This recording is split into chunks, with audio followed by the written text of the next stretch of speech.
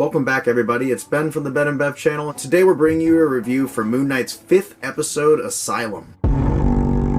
At the end of last week's episode, both of our boys, Marc and Steven, were separated from one another inside of a mysterious asylum occupied by Arthur Harrow as well as all of the other characters in our show so far. And with a brief scare at the end of the episode teasing an Egyptian god Tawerat, you know, the hippo goddess with the killer blue nails, we went into this week's episode a complete mystery. We begin this week's episode still in that introductory scene from Tawerat where she's explaining that both Marc and Steven are dead. At this point of time, as they're on this ship traveling across the underworld on the way to the Field of Reeds, the two need to figure out their memories and balance the scales of their two hearts with the weight of the feather. That way they can ascend above or get dragged into the sands below. She reveals that all of their memories are tools to try and level out these scales. The two personalities need to learn how to come to terms with one another and figure out why exactly they have to coexist. With Marc taking a rather interesting angle this episode, acting as the character more in fear, scared of the memories getting brought up, trying to hide everything from Steven, who's just jumping into it blindly, trying to learn more of this life that he's been missing out on so much. And the more that you discover, though I'm not going to dive too far into it because it's major spoilers and just the awe of what has happened in Marc Spector's life if you're unfamiliar with it, or if you are familiar with it, is handled really well in this purgatory asylum setting. And though the whole episode really is just Marc and Steven played by Oscar Isaac, the brief intercessions of explanation from Tawerat are much needed as we get these stunning visuals of this massive boat driving across the dunes of the underworld. It's a cool visual piece, and at times the CGI can be a little dodgy, but for the most part when this episode functions at its best, it's within this mental space of Steven learning these secrets Marc is hiding. Oscar Isaac is 100% in the focus this episode, and though he's not as Moon Knight, seeing him as both Steven and Marc simultaneously having full conversations about their memories and the different versions of themselves that they remember and the alternate truths that trauma has led them to believe along the way, a stunning pull and drive for this episode that makes it work as almost an end cap for the entire series. It has a really shock of an ending too. It leaves our character fairly uncertain space, and I'm not entirely sure where they're going to be taking it next week. I love all these conversations with Dr. Harrow and Tawerat where we're just slowly peeling back the layers of the Marc and Steven conundrum just to reveal the truth. And when you do get to that truth underneath, it's so ugly and shocking once again. The show showing it's truly something else compared to the other things on Marvel's slate. Despite subtle references to other parts of the MCU, whether that's the ancestral plane or the reference to other unconscious waypoints that exist in this universe, it's been a completely self-contained story that is wrapped up in itself. With each individual mystery the world is developing, and though we can't see what's happening in the real world outside of this purgatory setting that Marc/Steven have found themselves in right now, we start to see souls traveling to the underworld at a rapid rate, balancing the scales in an inhumane way, hinting that in the real world Arthur Harrow is succeeding in his mission. I'm curious to see where this purgatory setting will lend our character, because he really reached a state of finality at the end of the episode, and to drag himself out of that just to save the world seems like something that Marc wouldn't be willing to do. But a reluctant hero is always the best hero. I also love the tie-in to the Moon Knight lore from the comics, whether it's finally the Jewish heritage, Crowley, or finally the mention of Bushmen. They're doing a really great job this series of teasing things for comic book fans that otherwise mean nothing to the general audience, but they don't make it the focus of the show, and it's just a subtle little Easter egg and conversation to move everything along. The soundtrack was once again phenomenal this week, matching perfectly with Mohamed Diab's direction. Everything really came together for a penultimate character study, dramatic dream sequence, purgatory hellscape. It's a phenomenal set of scenes from the Lemire run in the comics. It was definitely on the checklist of things that I wanted to see when I finally got to see a Moon Knight show. I just want to fast forward to next week already. This episode was such a visual and cinematic feast, and it leaves us in such a weird ephemeral cliffhanger that I'm not entirely sure where we're going to be heading next week, though so far this has been the most cinematically shot and acted. Everything about it is just so dense with intrigue, detail, and lore that you're just looking for answers in the background pieces of the scenes even though there's nothing to be found. Sometimes you're just looking into the silence, waiting for something to appear, waiting for something to call out to you, give some type of thread of knowledge to this tragic mystery, consistently leaving you chomping at the bit, waiting week after week for more. So great to see Moon Knight on screen. Have you guys seen Moon Knight's mind-blowing 5th episode? Let us know what you thought about it in the comments below. We'll see you guys next time. Ben and Bev,